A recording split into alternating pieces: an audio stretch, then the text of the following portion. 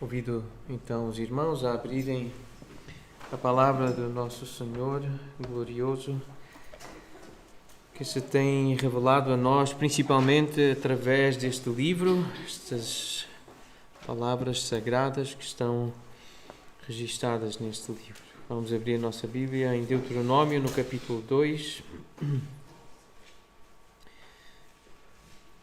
Vamos ler dos versículos 26 até ao 37, até o final do capítulo.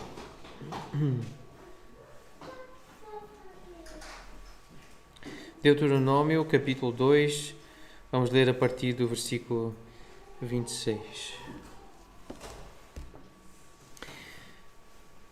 Então mandei mensageiros desde o deserto de Quedemot a Seom, rei de Hesbom, com palavras de paz, dizendo: Deixa-me passar pela tua terra, somente pela estrada irei, não me desviarei para a direita nem para a esquerda. A comida que eu coma, vender-me-ás por dinheiro, e dar-me-ás também por dinheiro a água que eu beba. Tão somente deixa-me passar a pé, como fizeram comigo os filhos de Esaú que habitam em Seir e os moabitas que habitam em Ar, até que eu passe o Jordão, a terra que o Senhor nosso Deus nos dá. Mas Seom, rei de Hesbom, não nos quis deixar passar por sua terra, porquanto o Senhor, teu Deus, endurecera o seu espírito e fizera obstinado o seu coração, para te dar nas mãos, como hoje se vê. Disse-me, pois, o Senhor: Eis aqui tenho começado a dar-te Seom e a sua terra. Passa a desapossá-lo para lhe ocupares o país. Então Seom saiu-nos ao encontro, ele e todo o seu povo, à peleja, em Jaza. E o Senhor nosso Deus nos-lo entregou, e o derrotamos a ele e a seus filhos e a todo o seu povo. Naquele tempo tomamos todas as suas cidades e a cada uma destruímos com os seus homens, mulheres e crianças. Não deixamos sobrevivente algum. Somente tomamos por presa o gado para nós e o despojo das cidades que tínhamos tomado, desde Aroer, que está à borda do vale de Arnon, e a cidade que nele está, até Gileade. Nenhuma cidade houve alta demais para nós. Tudo isto o Senhor nosso Deus nos entregou. Somente à terra dos filhos de Amon não chegaste, nem a toda a borda do ribeiro de Jaboque, nem às cidades da região montanhosa, nem a lugar algum que nos proibira o Senhor nosso Deus. Vamos orar? Nosso Pai, está diante de nós a Tua Palavra. Acabamos de a ler e acabamos também de lembrar que Tu és um Deus santo, um Deus glorioso, mas um Deus também muito bondoso. E tens-te revelado a nós, Tu tens-te mostrado gracioso e misericordioso. E nós rogamos, Senhor, que Tu nos auxilies na leitura deste texto, na aplicação destas verdades que estão aqui claramente contidas na Tua Palavra. Guia-nos, Senhor, através do Teu Espírito, vivifica-nos segundo a Tua Palavra, Senhor. Fortalece-nos, edifica a Tua Igreja, o Teu povo, abençoa-nos, nosso Deus gracioso. Pedimos isto no nome de Jesus Cristo. Amém. Nós sabemos que estas coisas foram escritas para o nosso ensino. Isto é parte daquilo a que Paulo se refere quando no Novo Testamento e nas suas cartas ele menciona o Velho Testamento e ele diz que as Escrituras têm este poder de nos consolar, de nos dar esperança, de nos ensinar, de nos edificar, mas estamos a viver tempos em que precisamos de consolo, sim, precisamos de ser encorajados, precisamos de olhar para o Senhor, para a Sua Palavra e sermos também corrigidos quando a nossa perspectiva não está correta, não está certa. O versículo 26, então, começa com esta referência a mensageiros. Diz Moisés: eu mandei mensageiros com palavras de paz. Moisés, que é conhecido como um homem de Deus, é assim que ele é apresentado no capítulo 33 deste livro. Esta é a bênção que Moisés, homem de Deus, deu aos filhos de Israel antes da sua morte. Alguém acrescentou esta informação. O final do livro de Deuteronômio é já um relato da morte de Moisés, e é assim que Moisés é introduzido com esta expressão, homem de Deus. É assim que no Salmo 90 o título aparece com esta expressão, homem de Deus. Moisés é um homem de Deus. Esta é a oração do Salmo 90 de Moisés, e a definição deste homem é homem de Deus. Senhor, e ele diz como um homem de Deus, Tu tens sido, Senhor, o nosso refúgio de geração em geração. É este tipo de mensagem que nos pode dar esperança, que nos pode animar e consolar. Foi este homem que mandou mensageiros com palavras de paz. Este homem de Deus. Porque o nosso Deus, Ele é o Deus da paz. É assim que Ele é apresentado pelos profetas, falando do Messias, falando daquele que nasceria, daquele que viria, os títulos dele, todos eles relacionados com o nosso Deus, maravilhoso conselheiro, Deus forte, Pai da eternidade, Príncipe da paz.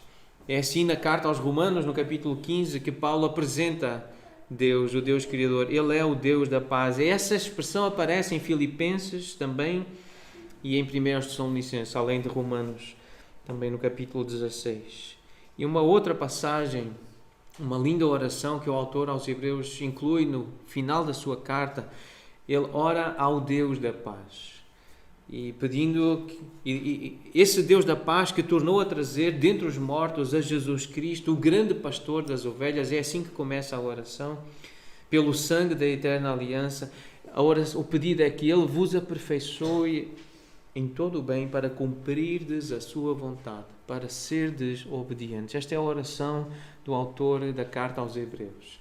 uma oração feita ao Deus da paz, pedindo que o povo, os crentes, o povo de Deus, seja aperfeiçoado e que aprenda a cumprir a vontade do Senhor, fazendo aquilo que é agradável ao Senhor. É isso que nós pedimos para nós hoje, ao lermos este texto, que Deus nos ensina a fazer a sua vontade, a cumprir a sua vontade. Logo, os homens de Deus devem ser homens de paz. Se Moisés é um homem de Deus, ele tinha que mandar mensagem de paz e palavras de paz, porque o Deus da Bíblia é um Deus de paz. O Deus da Bíblia, ele é apresentado como um Deus que quer a paz. E os filhos de Deus devem ser também filhos da paz, pacificadores. Se somos de Deus, então nós somos pessoas de paz, porque temos paz com Deus. Temos paz com Deus porque fomos justificados mediante a fé, por meio do nosso Senhor Jesus Cristo. E quando nós estamos em paz com Deus, então nós também queremos estar em paz com os homens. E por isso queremos mandar mensagens de paz. Nós queremos estabelecer essa paz. As palavras foram estas, foi um pedido: deixa-me passar pela tua terra. Mandou Moisés em nome de Israel, em nome de Deus. Esta foi a mensagem, estas palavras de paz foram enviadas para Sehon, rei de Hesbom.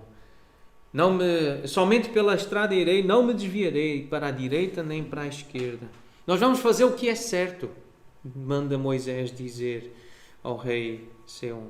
Vamos fazer o que é normal, sem esquemas, sem enganos, sem desrespeito, com todo o respeito. Nós vamos fazer o que é certo, só vamos fazer o que é normal. Vamos passar pela terra, vamos passar pela estrada principal sem causar nenhum estrago. A comida que eu coma, vender-me-ás por dinheiro, e dar-me-ás também por dinheiro a água que eu beba. Ou seja, o que é justo. Não queremos nada de mais, faz só o que é justo. Queremos paz e queremos estar em paz contigo. Sobre esta ideia de conflitos por causa do dinheiro, nós já tínhamos visto no versículo 6 deste capítulo o conselho, a instrução, a orientação que Deus deu a Israel ao passar por Edom, pela terra de Esaú. Comparareis deles por dinheiro comida que comais, também água que bebais. Ou seja, o princípio é este: a ninguém fiqueis devendo coisa alguma. Porque ao pedir emprestado, nós podemos negar a Deus a oportunidade de demonstrar o quanto Ele é real, o quanto Ele traz a provisão, às vezes sobrenaturalmente. Então, dar a oportunidade de Deus cuidar de nós, da nossa família, da nossa vida, do nosso povo. Isto porque o Senhor abençoa, e nós vimos isso, o versículo 7, o Senhor te abençoou em toda a obra das tuas mãos. Lemos Eclesiastes há algumas semanas atrás, no capítulo 2, no capítulo 3, no capítulo 5, no capítulo 8, que fica claro que é dom de Deus que o homem possa comer, beber e desfrutar o bem de todo o seu trabalho. Se Deus abençoa com a capacidade de trabalhar, então é uma bênção poder, com o resultado desse trabalho, comprar comida e bebida. E era o que estava a acontecer aqui. Deus tem nos abençoado, nós podemos comprar a comida que vamos comer, nós podemos comprar a água que precisaremos beber. Poder comprar por dinheiro comida para comer e água para beber é dom de Deus. É ser abençoado por Deus. Isso nós aprendemos então ao ler Eclesiastes, ao ler as Escrituras, como Deus tem abençoado a obra das nossas mãos, e podemos então comprar o que precisamos. Lembro de nós lemos, vamos repetir a leitura desta frase num dos livros sobre família do casal Davi e Carol Sumerk, sobre este assunto. Cobiça e inveja causam guerras, contendas, zangas, ódios, frustração, descontentamento, egoísmo e distância de Deus. No mundo e nas nossas famílias isto acontece.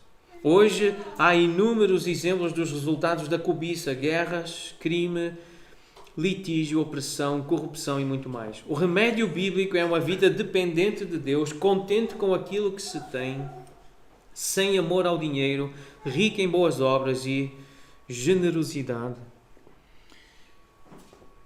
Há muitas guerras porque muita gente não quer pagar o que é certo, não quer fazer o que é correto, quer andar com esquemas e com falsidades e com enganos. Mas quando nós estamos em paz com Deus, nós também queremos estar em paz com os homens. Esta foi a mensagem que o anjo e uma multidão da milícia celestial, louvando a Deus, trouxe glória a Deus nas maiores alturas e paz na terra entre os homens a quem Ele quer bem.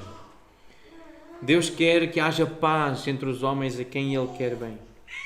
E lembramos mais uma vez, bem-aventurados os pacificadores, porque eles serão chamados filhos de Deus. Contudo, o Filho do Homem, o Deus Homem, Ele disse, mais à frente no capítulo 10 de Mateus, não penseis que eu vim trazer paz à terra. Não vim trazer paz, mas espada. Pois vim causar divisão entre o homem e seu pai, entre a filha e sua mãe, entre a nora e a sua sogra. Assim os inimigos do homem serão os da própria casa. A ideia aqui da palavra grega para dividir é mesmo rachar, partir, cortar em duas partes. A ideia de causar esse afastamento, essa separação.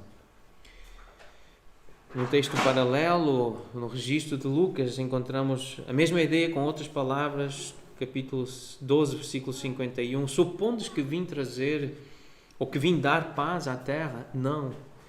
Eu vos afirmo, antes divisão. É uma outra palavra aqui, um outro verbo, e a ideia é de desunião, dissensão. Porque daqui em diante estarão 5 divididos numa casa, 3 contra 2 e 2 contra 3. Estarão divididos pai contra filho, filho contra mãe, mãe contra filha, filha contra mãe, sogra contra nora e nora contra sogra. Então, apesar de Moisés, o homem de Deus, ter mandado um mensageiro com palavras de paz, pedindo que Seom deixasse passar Israel pela sua terra, nós lemos que Seom, rei de Hesbom, não quis deixar passar Israel por sua terra. Não nos quis deixar passar por sua terra. Há momentos em que percebemos, mesmo sendo filhos de Deus, nem sempre conseguimos ter paz com todos os homens. Sabemos que às vezes nós próprios não usamos palavras de paz, porque elas não estão no nosso coração. Elas não enchem o nosso coração, logo não pode sair da boca o que não está no coração. Às vezes é um problema nosso e é por isso que nós não conseguimos enviar uma mensagem de paz. Por vezes são os outros que têm o coração cheio de ódio e de amargura e por isso não é possível ter paz com eles. Mas neste caso, nesta história, foi o próprio Senhor, o nosso Deus, que endureceu o espírito de Seom e fez com que o seu coração se tornasse obstinado. Eis que o texto diz, na segunda parte do versículo 30, diz: porquanto o Senhor teu Deus endurecer o seu espírito e fizer obstinado o seu coração. Há outros exemplos da ação de Deus que endurece o coração de alguns homens. Em Êxodo, no início do livro de Êxodo, a história da libertação de Israel do Egito, diz que foi o Senhor que endureceu o coração de Faraó e este não ouviu os mensageiros do Senhor como o Senhor tinha dito a Moisés, porque o Senhor endureceu o coração de Faraó. Em Josué, no capítulo 11, contando acerca deste momento de conquista, diz Josué: não houve cidade que fizesse paz com os filhos de Israel. Capítulo 11, versículo 19. Senão os heveus, moradores de Gibeão, por meio da guerra, as tomaram todas, porquanto do Senhor vinha o endurecimento do seu coração para saírem à guerra contra Israel, a fim de que fossem totalmente destruídos e não lograssem piedade alguma, antes fossem de todo destruídos, como o Senhor tinha ordenado a Moisés. Era plano do Senhor que fosse assim. O próprio Deus endureceu o coração de alguns homens para que não ouvissem a palavra do Senhor. Isto é dito e explicado, isto é profetizado por Isaías e usado por Jesus. No capítulo 12 de João nós lemos estas palavras, versículo 39. Não podiam crer porque Isaías disse: cegou-lhes os olhos e endureceu-lhes o coração, para que não vejam com os olhos, nem entendam com o coração, e se convertam e sejam por mim curados. Foi o Senhor que endureceu o coração. E é isto que Paulo diz no capítulo 9 de Romanos.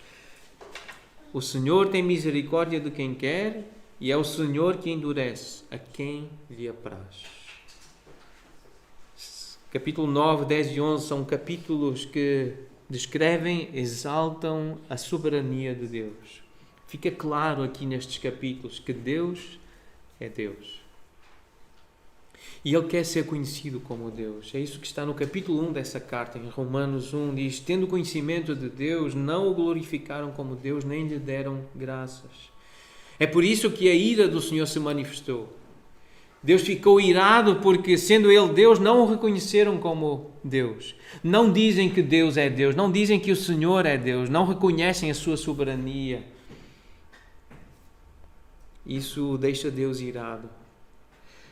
Mas nós, que conhecemos o Senhor e a sua palavra, nós podemos descansar na soberania de Deus, porque confiamos na bondade do seu caráter. Quando Moisés pediu ao Senhor para se mostrar, para revelar a sua glória, no capítulo 33 de Êxodo, versículo 18, nós lemos esse pedido de Moisés ao Senhor e o Senhor respondeu: farei passar toda a minha bondade. Queres-me conhecer, queres ver a minha glória? Então começa por ver a minha bondade.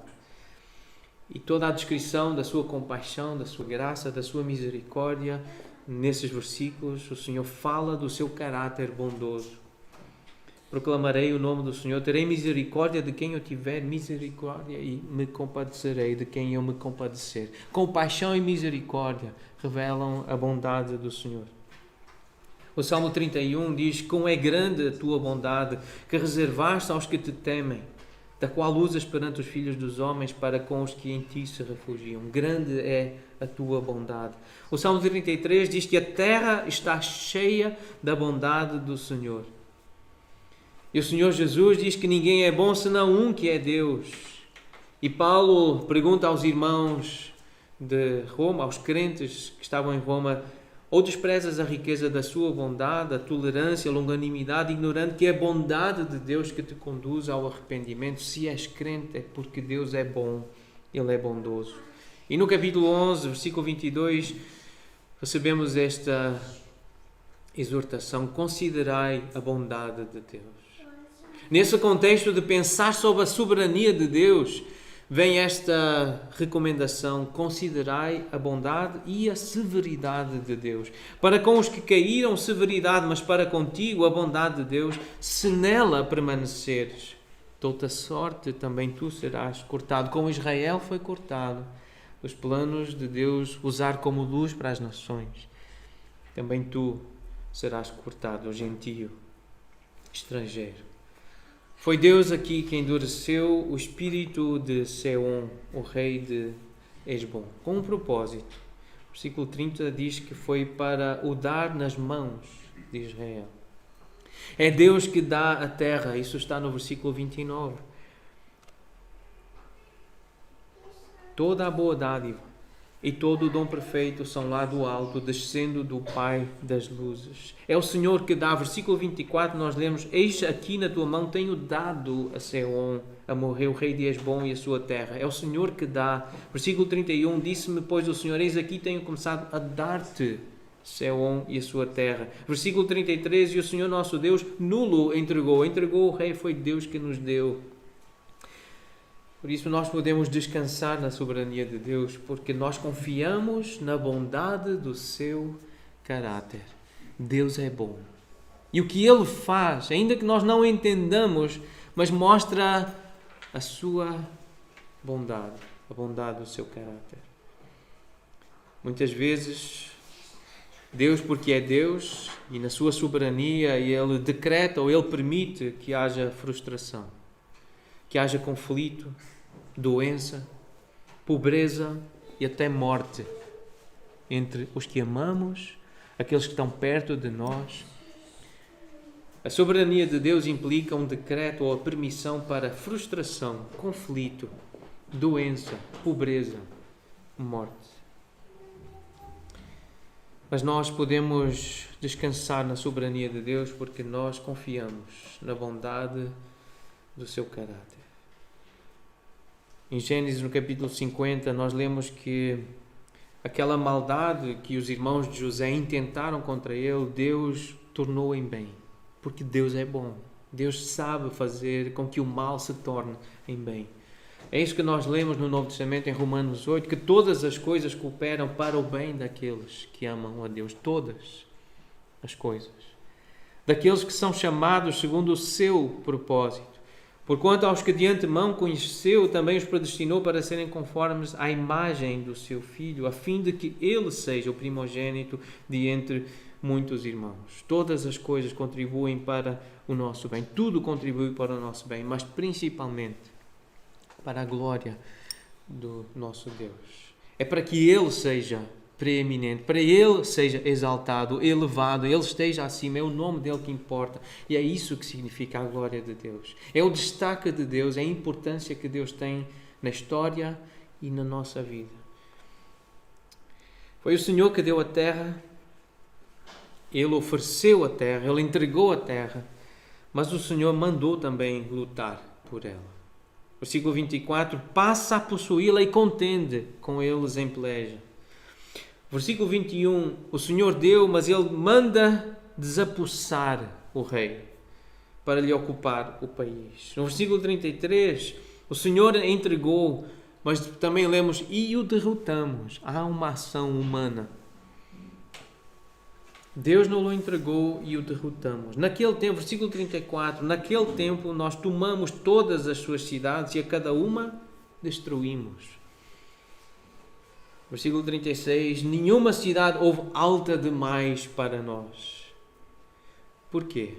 Porque o Senhor nosso Deus pelejou por nós. Tudo isto o Senhor Deus, nosso Deus, nos entregou. Nenhuma cidade houve alta demais para Israel, porque o Senhor pelejou por eles. É isso que nós lemos em Deuteronômio 1:30, a apresentação do Senhor. O Senhor é aquele que peleja, que pelejará por vós, segundo tudo o que fez conosco, dizem os israelitas. Mas o versículo 31, então, traz essa ideia, passa a desapossá-lo, para lhe ocupares o país. Age, trabalha, a ideia de dedicação, de diligência, é uma fé que opera, a operosidade da fé que nós encontramos em 1 aos Tessalonicenses. O Senhor dá a salvação, Ele dá o reino dos céus, a vida eterna, mas Ele manda lutar por ela. É assim que Jesus apresenta o reino de Deus, a vida eterna. Em Mateus 11:12 diz, desde os dias de João Batista até agora, o reino dos céus é tomado por esforço e os que se esforçam se apoderam dele. Uma imagem da conquista é pela graça, é Deus que dá, mas o povo tem que pelejar. O povo tem que se esforçar e se apoderar. Paulo explica isso em Filipenses capítulo 2, versículo 12. Desenvolvei a vossa salvação com temor e tremor. Porque a fé é uma fé que opera. Tiago diz isso claramente no capítulo 1, versículo 21. Essa tensão entre a fé e as obras. Mas o crente, ele não pode ser um ouvinte negligente, mas ele tem que ser um operoso praticante. Operosidade da fé. Uma fé que trabalha, uma fé que conquista, que contende, que luta e que conquista. Então, nós estudamos isto também a semana passada. Não fiques satisfeito por dizeres que és crente, cristão, que és salvo e herdeiro da vida eterna. Alegra-te em mostrar verdadeiramente que a tens. Que tens a vida eterna, que tens essa herança. Passa a desapossá-lo, diz o Senhor. Passa a possuí-la e contende em peleja.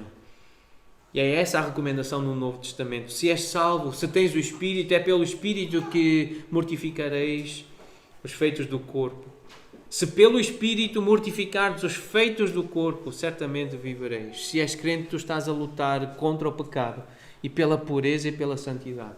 É isso que mostra que realmente tens a vida eterna. Tu não ficas contente com títulos. Tu mostras que estás a lutar pela terra prometida, pela herança celestial, porque estás a mortificar os feitos do corpo, as obras da carne, as tendências da natureza pecaminosa. E à luz deste texto nós podemos afirmar também que nenhum pecado é grande demais para nós. Porque o Senhor, Ele peleja por nós. Se nós somos verdadeiramente dele, homens e mulheres de Deus, jovens e crianças de Deus, estão a ser ensinados a pelejar contra o pecado. Assim como não houve cidade alta e grande demais para Israel, nós também podemos afirmar que não há pecado grande demais, que não possa ser vencido por alguém que é do Senhor, alguém que é de Jesus. Não há pecado nenhum escravizador que nos domine a ponto de dizer: eu não posso, eu não sei, eu não consigo agradar a Deus. Se pelo Espírito, se há o Espírito em nós, se nós somos verdadeiramente de Deus, se já nos convertemos e nos consagramos ao Senhor, não há pecado, nenhum pecado é grande demais para nós. Esta é a afirmação que podemos fazer à luz do Novo Testamento. Porque é o Espírito Santo que nos assiste na nossa fraqueza. Nós não sabemos orar como convém, mas nós temos o auxílio do Espírito Santo. É Ele que nos assiste na nossa fraqueza, nessa luta pela pureza, pela santificação. É Ele que nos convence do nosso pecado. Versículo 34 de Deuteronômio, capítulo 2. Naquele tempo, tomamos todas as suas cidades e a cada uma destruímos com os seus homens, mulheres e crianças. Não deixamos sobrevivente algum. Ora, esta é uma ideia que nos perturba muitas vezes. Deus matar ou mandar matar, permitir morrer ou não curar homens, mulheres e crianças que nos são queridas, que nos são amadas, que estão próximas. Como é que Deus mata ou manda matar? Como é que Deus permite que alguém que eu amo morra? Por que é que Deus não cura? A crítica é: Deus faz o que quer e sobra-lhe tempo. Como muita gente diz. Deus faz o que quer e sobra-lhe tempo. E esta ideia perturbar-nos há tantas vezes quantas nos esquecermos de que Deus é Deus. O Deus da Bíblia é o Criador, é o Senhor da terra e de tudo o que nela se contém. Ele realmente pode fazer o que quiser. É isso que está claro no Salmo 24, que Deus é Deus. Ao Senhor pertence a terra e tudo o que nela se contém, o mundo e os que nele habitam. E Paulo citou este salmo em 1 Coríntios 10, 26. Do Senhor é a terra e a sua plenitude. Essa ideia perturbar-nos-á tantas vezes quantas nós nos esquecermos de ler a Bíblia com atenção ou sem aldrabice. Nós lembramos isso a semana passada. Se nós lemos a Bíblia com atenção, nós não vamos ficar perturbados com a ideia de que Deus mata homens, mulheres e crianças. Isso não nos vai perturbar. Não nos vai surpreender. Perturbar no sentido de ser uma surpresa, de ser algo que não é de Deus, não pode ser de Deus. O texto diz que a cada uma destruímos com os seus homens, mulheres e crianças. Algumas pessoas dizem: mas se fosse só os homens, ainda vá que não vá. Mas mulheres e crianças? As crianças são inocentes, pensam ou dizem alguns humanistas desatentos e desinformados. As crianças? Mas matou crianças, mandou matar crianças. Elas são inocentes, dizem os humanistas desatentos e desinformados.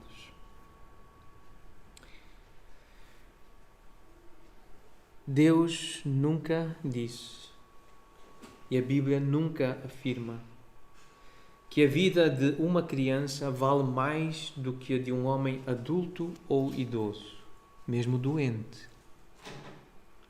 Nunca Deus disse que a vida de uma criança vale mais do que a de um homem adulto ou de um idoso.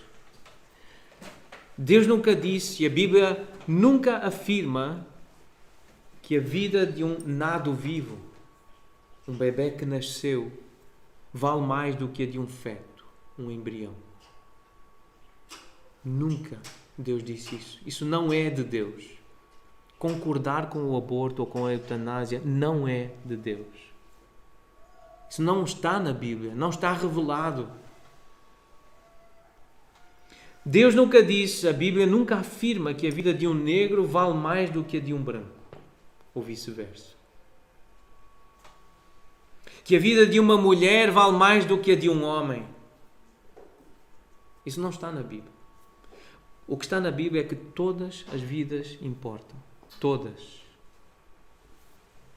Porque Deus criou o homem à sua imagem, nós lemos em Gênesis. A imagem de Deus o criou, homem e mulher os criou.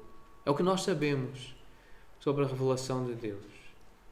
É por isso que a vida de um ser humano vale infinitamente mais do que a de qualquer outro ser vivo. Porque foi criado à imagem de Deus. Isto tem implicações, eu vou repetir, porque precisamos dar ênfase nesta afirmação que ela é bíblica, ela está profundamente enraizada na revelação que Deus deu de si mesmo.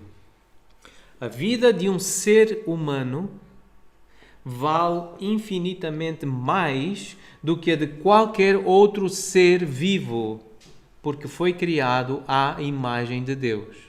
Seja um cão, um gato ou um coelho, a vida do ser humano vale infinitamente mais do que de qualquer outro ser vivo. Isto precisa ficar claro. Se somos crentes e se lemos a Bíblia com atenção, isto tem que ficar claro para nós.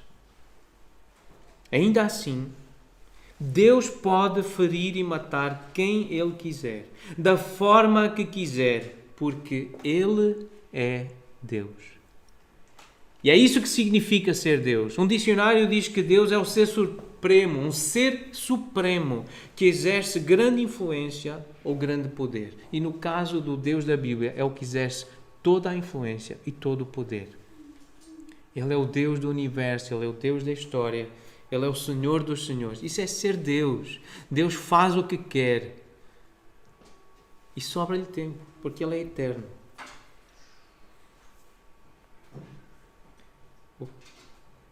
Deus apresenta-se assim em Deuteronômio, no capítulo 32, versículo 39. Vede agora que eu sou, eu somente e mais nenhum Deus além de mim. Eu mato e eu faço viver, eu firo e eu saro, e não há quem possa livrar alguém da minha mão. Então, se nós estamos a ler a Bíblia com atenção, nós não ficamos perturbados com a ideia de que Deus pode deixar que muita gente passe fome, muita gente fique doente e que muita gente morra. Ele pode fazer o que quiser com a humanidade porque Ele é o Senhor. É isso que significa ser Senhor. Ser dono. Mas se há muitos idosos doentes, e nós sabemos que há, Portugal tem muitos idosos, se a Europa tem muitos idosos, nós sabemos que com a idade a doença surge com muito mais frequência. Se há muitos idosos doentes e há muita gente doente neste momento, nesta época, nós estamos a ter um inverno muito rigoroso. As nossas casas são muito inadequadas, as casas portuguesas. A energia é caríssima e está a render milhões de euros em lucros a alguns na nossa sociedade, no nosso país. E há necessidade de denunciar essas incongruências, incoerências. Mas se há muitos idosos doentes, espera-se que cuidemos dessas vidas com a mesma dedicação que cuidamos das vidas dos adultos, dos jovens e das crianças, independentemente da etnia, do sexo ou da cor da pele. São vidas e precisam ser cuidadas, sejam de idosos ou de crianças, independentemente de etnia sexo ou cor da pele são vidas para serem cuidadas. Se nós sabemos de alguém da nossa igreja, da nossa família, alguém próximo que nós podemos cuidar e servir, espera-se que, como crentes, nós cuidemos com dedicação. Se Deus quiser matar ou mandar matar, através de um anjo, um governo ou de um vírus, Ele pode fazê-lo, porque Ele é Deus. E se houver mortes entre nós, na nossa igreja, nas nossas famílias, nós procuraremos servir a família enlutada com sensibilidade e excelência, apontando para Cristo, a certeza da ressurreição, a esperança da vida eterna. Essa é a nossa mensagem. Se alguém morrer entre os nossos, com Covid ou sem Covid, o que nós temos que fazer é apontar a quem está vivo, apontar para Cristo, a certeza da ressurreição. É daí que vem o nosso consolo. Servir a família no que pudermos, da melhor forma que soubermos. Sensibilidade, sim, porque há dor, há saudade, mas a nossa esperança não está aqui, nem na vacina, nem na cura das doenças. A nossa esperança está na vida eterna. Nós somos crentes que leem a Bíblia com atenção. Nós somos crentes bíblicos, nós acreditamos no Deus da Bíblia e na mensagem que está clara. Diante dos nossos olhos, Deus é Deus e Ele faz o que quer. E sobra-lhe tempo. Versículo 37. E terminamos então o capítulo. Olhando para o versículo 37. Somente a terra, ou a terra dos filhos de Amon, não chegaste. Nem a toda a borda do ribeiro de Jaboque, nem às cidades da região montanhosa, nem a lugar algum que nos proibira o Senhor nosso Deus. Então essa referência à borda do ribeiro de Jaboque é o limite da terra. Esta história, o que aconteceu aqui é repetida, a narrativa em Josué, quando fala dos reis que foram vencidos por Moisés, no capítulo 12, e diz assim, o versículo 1, são estes os reis da terra, aos quais os filhos de Israel feriram, de cujas terras se apossaram, da além do Jordão para o nascente, desde o ribeiro de Arnon até ao monte Hermon, e toda a planície do Oriente. Seom, rei dos amorreus, que habitava em Esbom, e dominava desde Aroer, que está à beira do vale de Arnon, e desde o meio do vale e a metade de Gileade, até ao ribeiro de Jaboque, que é o limite dos filhos de Amon. Era a fronteira do território que pertencia a Amon, que Deus deu a Amon. Então, o que nós lemos aqui acerca desta região e desta terra é que o Senhor proibira que Israel se apossasse dessa terra. Então, o que o texto está a dizer é que eles não foram para essa terra. Eles não chegaram a essa terra, eles não se apossaram dessa terra. Por quê? Porque o Senhor proibira. Deus disse não e o povo não foi. Versículo 19, Deus já tinha dito acerca dos filhos de Amon: não os molestes e com eles não contendas, porque da terra dos filhos de Amon te não darei possessão, porquanto aos filhos de Ló tenho dado por possessão. Então não faças, não contendas. E o que nós lemos no versículo 37 é que Moisés e o povo de Israel obedeceram. Eles não foram, eles não conquistaram, eles não desapossaram aqueles moradores. Então este é um exemplo de uma obediência em circunstâncias difíceis, adversas. Nós temos esses exemplos em outras passagens das Escrituras. E queria destacar então aqui o exemplo de José no capítulo 39. Gênesis 39, versículo 9, nós lemos que José diz acerca de Potifar, quando a mulher de Potifar o tentou para se relacionar com ele de forma imoral, adúltera, ele diz não. Ele pergunta, não é Potifar maior do que eu nesta casa? E ele diz, nenhuma coisa me vedou, me proibiu, senão a ti, porque és sua mulher, és mulher dele. Como, pois, cometeria eu também a maldade e pecaria contra Deus? Tu és proibida para mim, diz José à mulher de Potifar. Uma outra história, a história de Ananias, Misael e Azarias.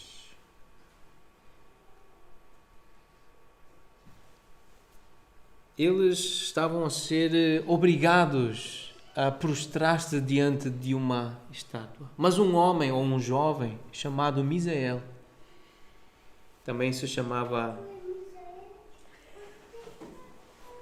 Mesaque, ele disse assim com os seus amigos ao rei poderoso: fica sabendo, ó rei, que não serviremos a teus deuses, nem adoraremos a imagem de ouro que levantaste.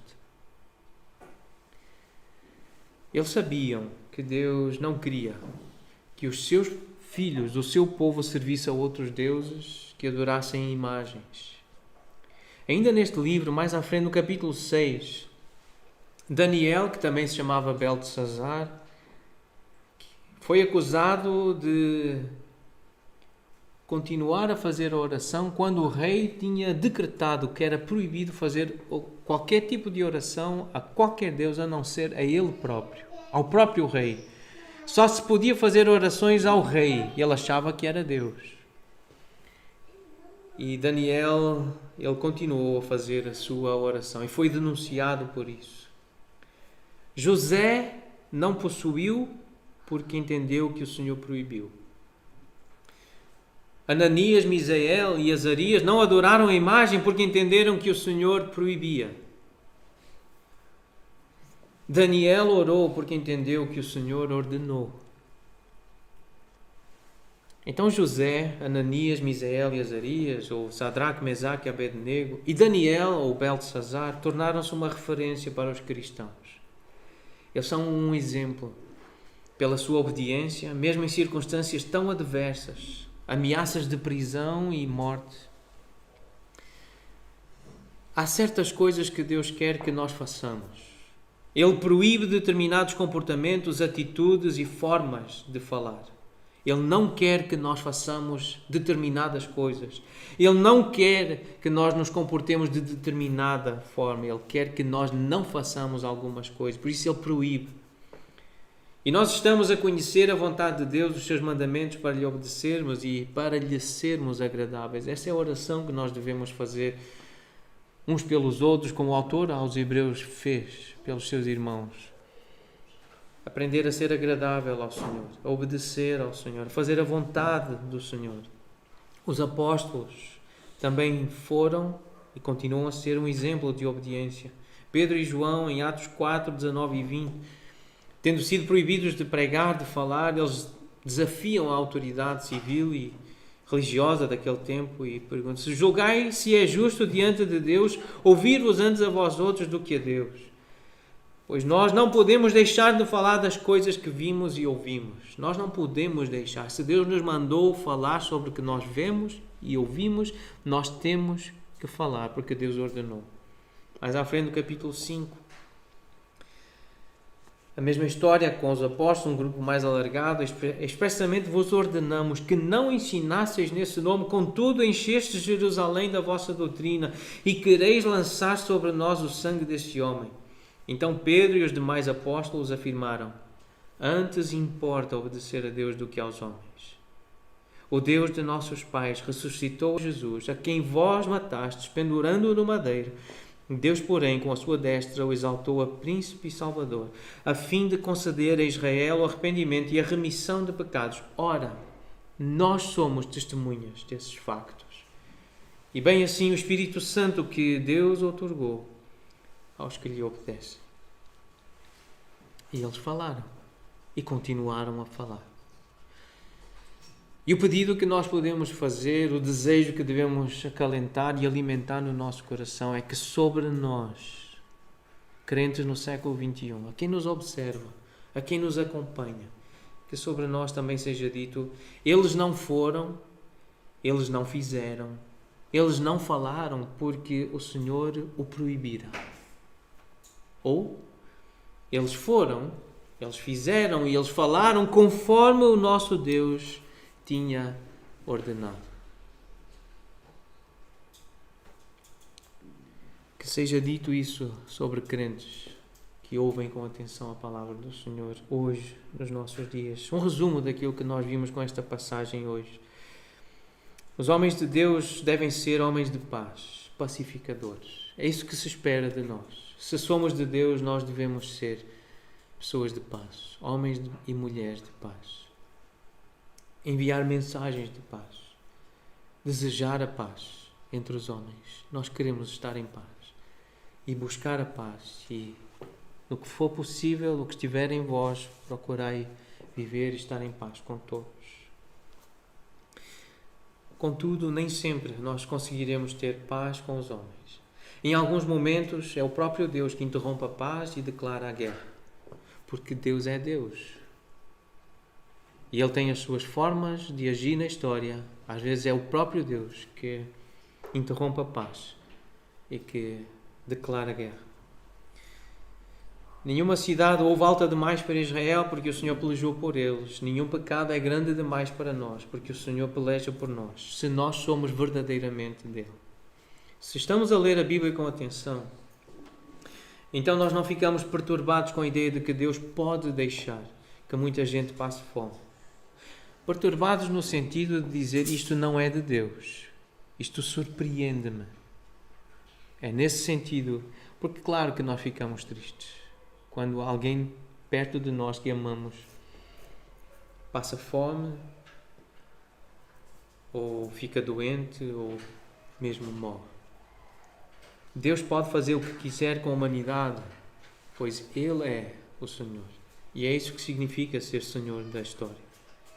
Se houver mortes entre os nossos, nós procuraremos servir a família com sensibilidade e excelência, apontando para Cristo, a certeza da ressurreição, a esperança da vida eterna. Esta é a nossa terra prometida. Esta é a nossa porção. É isto que nós aguardamos, a vida eterna. É o maior bem que nós temos. E é isso que precisamos lembrar. É isto que nós encontraremos do outro lado do rio Jordão. O nosso rio Jordão é a passagem deste corpo para a eternidade. É a vida eterna, a presença do Senhor.